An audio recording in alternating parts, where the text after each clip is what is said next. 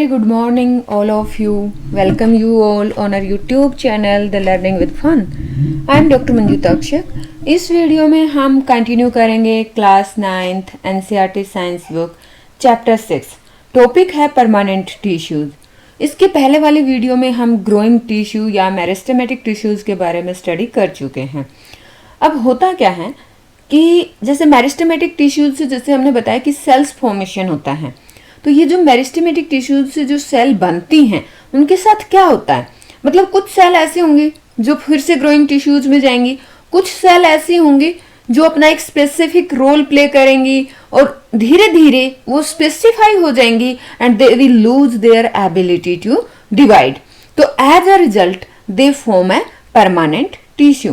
तो ये जो प्रोसेस है जिसमें जो सेल हैं वो एक परमानेंट शेप लेती हैं, उनका एक परमानेंट साइज आ जाता है और स्पेशल फंक्शन आ जाते हैं कि मतलब ये पर्टिकुलर रोल जो है इस सेल को प्ले करना है। तो इस प्रोसेस को हम बोलते हैं डिफरेंशिएशन। तो ये डिफरेंशिएशन ही वो प्रोसेस है that leads to the development of various types of the permanent tissues. मतलब जैसे एक पर्टिकुलर टाइप की सेल है, उनको फंक्शन मिला कि उनको जो प्लांट है उसके अंदर वाटर को ट्रांसपोर्ट करना है, मिनरल को ट्रांसपोर्ट करना है, तो वो एक पर्टिकुलर टाइप्स के टिश्यूज में कन्वर्ट होंगे कि उनको एक पर्टिकुलर रोल करना है। सपोज करो अनदर टाइप्स की जो सेल हैं उनको रोल मिल गया कि उनको फूड को ट्रांसपोर्ट करना है, तो वो उस टाइप की जो स्ट्रक्चर है, उस टाइप का फंक्शन है वो परफॉर्म करेंगे। तो वेरियस टाइप्स के परमानेंट टिश्यूज जो है डेवलप होंगे by the process of differentiation. यहाँ पे जैसे एक स्टेम का सेक्शन लिया है और अगर हम स्टेम का एक क्रॉस सेक्शन देखते हैं तो जैसे जो बाहर वाली लेयर होती है उसको हम एपिडर्मिस बोलते हैं, देन कोलनकाइमा, पेरेन्काइमा, और ये जो हमारा दिखा रखा है ये वेस्कुलर बंडल्स दिखा रखे हैं, इसमें ये फ्लोइम है और नीचे जो है जाइलम है। यहाँ पे देखिए इसका सेक्शन थोड़ा सा डिटेल में दिखाया है कि जो ये बाहर बिल्कुल आउटर मोस्ट में क्यूटिकल हम बोलते हैं, और ये जो सेल की सिंगल लेयर है इसको एपिडर्मिस, एपिडर्मिस के नीचे वाली जो लेयर है दैट इज कोलनकाइमा, उसके नीचे जो लेयर है वो पेरेन्काइमा। यहाँ पे आप देखेंगे ये देखिए वेस्कुलर बंडल्स दिखा रखे हैं, तो ये फ्लोइम है जो फूड ट्रांसपोर्ट का काम करेंगे, और ये जो है जाइलम है, जाइलम टिश्यूज। तो अब हम क्या करेंगे, इसको अच्छे से समझने के लिए परमानेंट टिश्यूज जो है क्या होते हैं, कैसे फंक्शन करते हैं, उसको समझने के लिए हम करेंगे एक्टिविटी 6.2। इस एक्टिविटी को करने के लिए हम लेंगे एक प्लांट स्टेम और आप अपने टीचर की हेल्प लेके उस प्लांट स्टेम को बिल्कुल थिन स्लाइसेस, जैसे हम खीरा काटते हैं तो जो खीरे की हम स्लाइस बनाते हैं वो मोटी रहती हैं, काफ़ी मोटी रहती हैं, तो उसके कंपैरेटिवली हमें बहुत थिन स्लाइसेस को उसमें कट करना है या बहुत ही थिन सेक्शंस उसके बनाने हैं। अब हम क्या करेंगे, इन जो स्लाइसेस को, जो थिन स्लाइसेस हैं, इनको सैफरानिन से स्टेन करेंगे। उसके बाद हम ये देखेंगे एक जो नीटली कट सेक्शन है उसको हम एक स्लाइड पर रखेंगे और उसके ऊपर कुछ ड्रॉप ग्लिसरीन के डालेंगे। Now cover with a cover slip, और हम उसको माइक्रोस्कोप के अंडर में ऑब्जर्व करेंगे। अब यहाँ पे हम ऑब्जर्व करेंगे various types of the cells and their arrangement. अब ये जो अभी जस्ट हमने फिगर 6.3 देखा था, मैं आपको दिखा, ये वाला फिगर, इसके साथ हम कंपेयर करेंगे। क्या हमें इस टाइप की सेल दिख रही हैं? जैसे यहाँ पे हम देखेंगे कि ये epidermis layer, collenchyma, parenchyma, phloem, xylem, क्या ये सब हम देख पा रहे हैं? ऐसा हम कंपैरिजन करेंगे। अब जब आप ऑब्जर्व करते हैं, मतलब अंडर द माइक्रोस्कोप, जब आपने स्लाइस को यानी कि प्लांट स्टेम के सेक्शन को ऑब्जर्व किया, तो अब आपको आंसर करना है कि आपकी क्या क्या ऑब्जर्वेशन थी। क्या जितनी भी सेल्स आपको दिखाई दे रही थी, क्या वो सारी सेल्स स्ट्रक्चर में एक जैसी थी? Are all the cells similar in structure? दूसरी पॉइंट ये रहेगा कि how many types of cells can be seen, आपने कितनी तरह की सेल्स देखी। अब थर्ड पॉइंट, जैसे आपने देखा कि जो सेल्स आपको दिखाई दे रही हैं वो एक जैसी नहीं है, तो इनके अलग अलग होने का रीजन क्या हो सकता है? अच्छा, ये यहाँ पे जो आपने अलग अलग तरह की सेल्स देखी, वो अलग अलग तरह की सेल कैसे बनी, ऐसा क्या हो सकता है? तो हमारे जो परमानेंट टिश्यूज बन रहे हैं वो डिफरेंट काइंड्स के क्यों बन रहे हैं? तो अब यहाँ पे we can also try to cut sections of the plant roots. जैसे हमने स्टेम का लिया, ऐसे ही हम रूट का भी ले सकते हैं। We can even try cutting sections of the root and stem of different plants. आप डिफरेंट प्लांट का भी स्टडी कर सकते हैं। तो इससे क्या है, आपकी ऑब्जर्वेशन बढ़ेगी। तो सबसे पहले तो आपको क्या करना है कि चीजें ऑब्जर्व करनी है कि जो आपकी सेल्स हैं वो किस टाइप की हैं। अब धीरे धीरे जैसे मैं आपको बताती हूँ, सबसे पहले हम यहाँ पे पढ़ेंगे सिंपल परमानेंट टिश्यूज। तो सिंपल परमानेंट टिश्यूज में हम डिफरेंट काइंड्स ऑफ सेल भी देखेंगे यहाँ पे, और जो है उनका स्ट्रक्चर वेरिएशन, साइज वेरिएशन क्यों आता है वो भी हमें यहाँ पे समझ में आएगा। तो जितने भी आपके क्वेश्चन हैं सारे यहाँ पे क्लियर होंगे, बने रहें। अगर हम आपको बताएं, a few layers of the cells beneath the epidermis, they are generally simple permanent tissues। जैसे पेरेन्काइमा, ये वाली लेयर जो है, ये वाली लेयर जो है आपकी, ये क्या है, most common simple permanent tissues हैं। It consist of relatively unspecialised cells with in thin cell wall. मतलब सॉरी, देखिए इसमें क्या है, रिलेटिवली अनस्पेशलाइज्ड सेल्स होती हैं। मतलब यहाँ पे जो सेल्स हैं उनका ऐसा नहीं है कि सभी का एक जैसा फंक्शन है। जैसे कुछ जो है फोटोसिंथेसिस में इन्वॉल्व होंगी, कुछ का अलग फंक्शन होगा। तो यहाँ पे ज़्यादा स्पेशलाइजेशन नहीं है। और इनकी जो सेल वॉल है, सेल की जो हमने बताया ना कि जो बाहर वाली लेयर होती है किसी भी सेल की, हम सेल वॉल ऑलरेडी डिस्कस कर चुके हैं। सपोज करो ये सेल है, तो इसकी जो आउटर मोस्ट लेयर है उसको हम सेल वॉल बोलते हैं। तो इन सेल में जो सेल वॉल है वो थिन लेयर रहती है। ये लिविंग सेल्स होती हैं। They are usually loosely arranged. यहाँ पे आप देखेंगे, ये देखिए पेरेन्काइमा सेल, ये जो सेल्स हैं ये लूजली अरेंज्ड हैं। मतलब सेल के बीच में जो स्पेस है वो ज्यादा रहता है। Large space between the cell, यानी कि जो इंटरसेल्युलर स्पेसिस है, मतलब दो सेल्स के बीच में जो स्पेस है वो गैप जो है वो ज्यादा रहता है। ये जो टिश्यूज है इनका काम होता है फूड को स्टोर करना। कौन सी की हम बात कर रहे हैं, पेरेन्काइमा की। लेकिन अब जैसे हम देखेंगे कि इनके कुछ और फंक्शन भी हो सकते हैं। हमने बताया ना कि ज्यादा स्पेशलाइजेशन नहीं होता है। तो this tissue, parenchyma tissue generally stores food. तो ये आपका आता है, ये एपिडर्मिस लेयर, उसके नीचे कोलेनकाइमा, कोलेनकाइमा के नीचे आपका पेरेन्काइमा प्रेजेंट होता है। अब जैसे बताया कि कई बार क्या होता है कि यहाँ पे क्लोरोफिल प्रेजेंट रहता है। अगर ऐसे सेल्स जहाँ पे क्लोरोफिल है तो वो फोटोसिंथेसिस प्रोसेस को भी परफॉर्म करती हैं।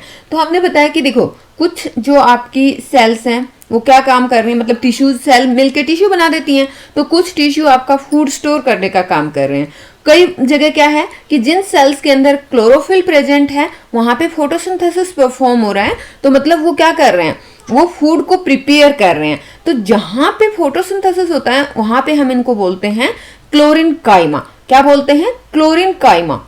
हम बात कर रहे हैं ये वाले पार्ट्स की। ये है पेरेन्काइमा, जहां पे यहाँ पे इनमें इन सेल्स में क्लोरोफिल प्रेजेंट है, जहां फोटोसिंथेसिस प्रोसेस को परफॉर्म करते हैं, वहां पे इन पेरेन्काइमा टिश्यूज को हम बोलते हैं क्लोरिनकाइमा।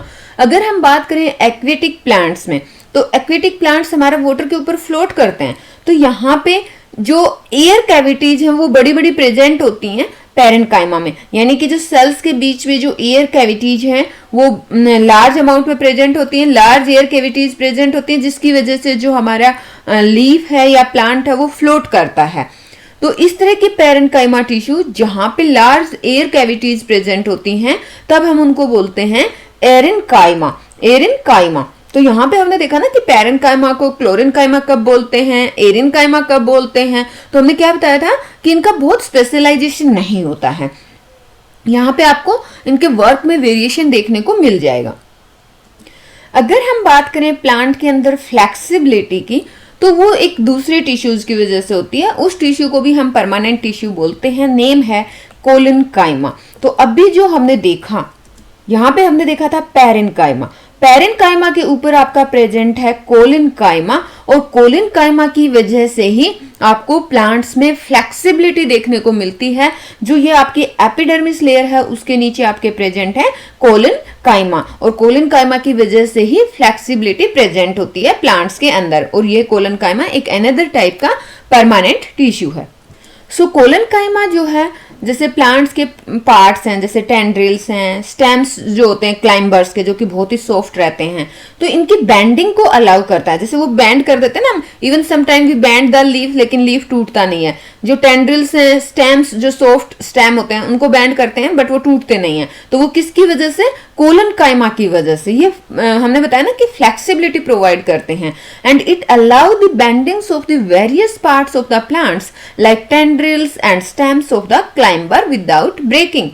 तो हमने क्या बताया कि ये मैकेनिकल सपोर्ट भी प्रोवाइड करता है। कोलन काइमा जो है, एक तो फ्लेक्सिबिलिटी प्रोवाइड करता है, दूसरा ये मैकेनिकल सपोर्ट्स भी प्रोवाइड करता है। जैसे we can find this tissue in the leaf stalk below the epidermis. जैसे अभी हमने यहाँ पे जैसे इसको हमने देखा था फिगर में, मैं आपको दिखाती हूँ। यहाँ पे देखिए, ये एपिडर्मिस लेयर के नीचे आपका कोलन काइमा प्रेजेंट है। तो ये एक तो फ्लेक्सिबिलिटी प्रोवाइड कर रहा है, सेकेंड प्लांट को मैकेनिकल सपोर्ट प्रोवाइड कर रहे हैं। जो कोलन काइमा टिश्यूज हैं, इनकी जो सेल्स हैं वो लिविंग रहती हैं, इलोंगेटेड रहती हैं एंड इरेगुलरली थिकेंड होती हैं at the corners. There is a very little intercellular space, मतलब जब सेल के बीच में स्पेस की बात करें तो वो यहाँ पे कम होता है। ये यहाँ पे भी आप देख सकते हैं, जैसे ये पेरेंट काइमा है और ये कोलन काइमा है। तो कोलन काइमा की जो सेल्स हैं कंपेयर टू पेरेंट काइमा हम देखेंगे तो दे आर क्लोजली पैक्ड। तो यहाँ पे जो सेल के बीच में जो स्पेस है वो कम है। इवन यहाँ पे एक और फिगर भी आपको दिखाया है, यहाँ पे देखिए, ये जो है सेल है, ये दूसरी सेल है। तो सेल और सेल के बीच में जो स्पेस है ना, वो आप देखेंगे कि इतनी कंपैक्ट अरेंज है कि यहाँ पे जो सेल के बीच में स्पेस है बहुत ही कम रहता है। ये देखिए, ये वॉल थिकनिंग है, ये आपको न्यूक्लियस मिलेगा, ये सेल के अंदर वैक्यूल प्रेजेंट है और ये सेल वॉल है। तो जो सेल वॉल है देखिए, उनके बीच में आपको गैप नहीं दिखाई दे रहा। जबकि जब हम यहाँ पे पेरेंट काइमा में हम देखेंगे तो देखिए बीच में आपको गैप दिखाई देते हैं, जो कि सेल के बीच में स्पेस है, यहाँ पे, यहाँ पे, यहाँ पे। तो ये जो है कंपैक्टली अरेंज्ड नहीं है पेरेंट काइमा की, और ये है आपकी कोलन काइमा की। अब हम एक और परमानेंट टिश्यू की बात करेंगे जिसका नाम है स्क्लेरन काइमा। सो जो स्क्लेरन काइमा है, ये एक अनदर टाइप का परमानेंट टिश्यू है। It is the tissue which makes the plant hard and stiff. तो जो हमारा प्लांट की जो आप देखेंगे ना, स्टेम हार्ड रहता है, तो वो हार्डनेस किसकी वजह से आता है? स्क्लेरन काइमा की वजह से आता है। We have seen the husk of a coconut. Coconut का बाहर वाला जो रहता है, तो it is made up of sclerenchymatous tissues. The cell of the tissue are dead. जैसे अभी तक हमने देखा था कि जो हमारा पेरेंट काइमा और कोलन काइमा है, वहां पे लिविंग सेल्स प्रेजेंट थी, लेकिन जो स्क्लेरन काइमेटस टिश्यूज में जो सेल्स हैं वो डेड होती हैं। ये लॉन्ग भी हो सकती हैं, नैरो भी हो सकती हैं। They are long, narrow as the walls are thickened due to presence of lignin pigment. यहाँ पे लिग्निन पिगमेंट की वजह से इनकी जो सेल्स हैं वो लॉन्ग रहती हैं और नैरो रहती हैं। तो यहाँ पे इनके जो सेल की जो वॉल होती है वहां पे लिग्निन पिगमेंट होता है, तो ये लिग्निफाइड थिक वॉल है, ये नैरो ल्यूमिन है। यहाँ पे ये देखिए, दोनों में ही स्क्लेरन काइमा दिखाया है आपका। ये यहाँ पे ट्रांसवर्स सेक्शन है और ये लॉन्गिट्यूडनल सेक्शन है। ये जो सेल्स हैं ये इतनी कंपैक्टली अरेंज्ड हैं, जैसे हमने बताया ये डेड सेल्स हैं और इनकी सेल वॉल में लिग्निन पिगमेंट प्रेजेंट होता है। इनकी वॉल जो है वो इतनी थिक रहती है कि there is no internal space inside the cell के मतलब जो इंटरनल स्पेस की हम बात करें तो वो तो होता ही नहीं है, इतनी ज्यादा इनकी जो वॉल है वो बहुत ज्यादा थिक रहती है। ये जो टिश्यू है प्रेजेंट होता है स्टेम्स में around the vascular bundles, present होता है in the veins of the leaves. जो हमारे लीव की वीन्स होती हैं वहां पे भी आपका स्क्लेरन काइमा टिश्यू प्रेजेंट होता है, और प्रेजेंट होता है in the hard covering of seeds and nuts. हमने बताया ना कि ये क्या प्रोवाइड करता है? टफनेस प्रोवाइड करता है, हार्डनेस प्रोवाइड करता है। और हम यूं कहें कि जो स्क्लेरन काइमा टिश्यू है it provides strength to the plant parts. अब हम एक और एक्टिविटी देखेंगे, एक्टिविटी 6.3।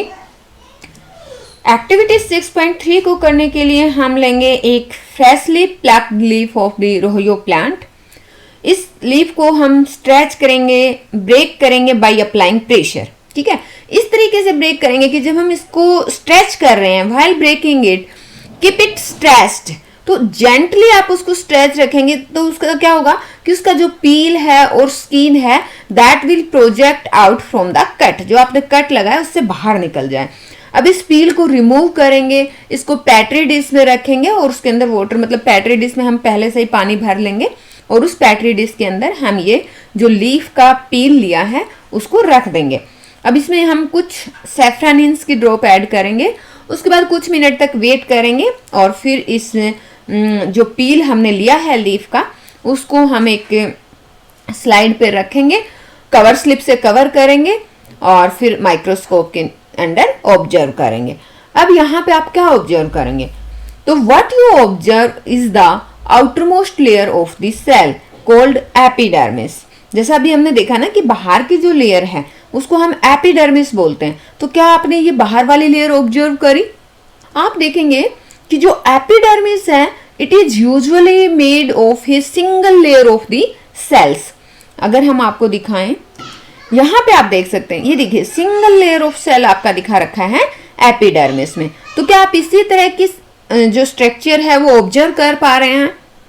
ये मतलब ऐसा नहीं है कि सब प्लांट्स में ही ऐसा मिलेगा। अगर हम बात करें ड्राई हैबिटेट्स में जो प्लांट्स हैं, मतलब इन सम प्लांट्स जो ड्राई हैबिटेट्स में मिलते हैं, तो वहां पे जो एपिडर्मिस है वो थिकर भी हो सकता है। Since protection against water loss is critical, क्योंकि जहाँ पे ड्राई हैबिटेट की बात, मतलब जहाँ पे सूखे वाला जो एरिया, जहाँ पे वाटर की कमी होती है, तो वहाँ पे एपिडर्मिस लेयर थिक भी हो सकती है ताकि वाटर लॉस से हम अपने प्लांट को प्रोटेक्ट कर सकें। और ये नेचुरल फिनोमेना है, ऐसा नहीं है कि आप और मैं ये कर सकते हैं, प्लांट में नेचुरल तरीके से ये चीजें होती हैं। Entire surface of the plant has an outer covering जिसको हम बोलते हैं एपिडर्मिस। एपिडर्मिस का काम क्या है? प्रोटेक्ट करने का। It protects all the parts of the plant.